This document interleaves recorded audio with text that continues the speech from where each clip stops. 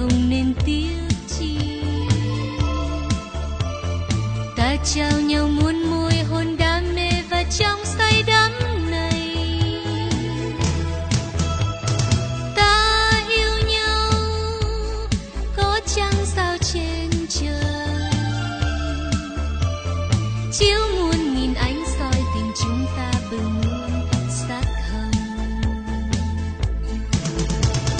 Bésame, bésame, bésame, bésame mucho. Bésame, bésame, bésame, bésame mucho.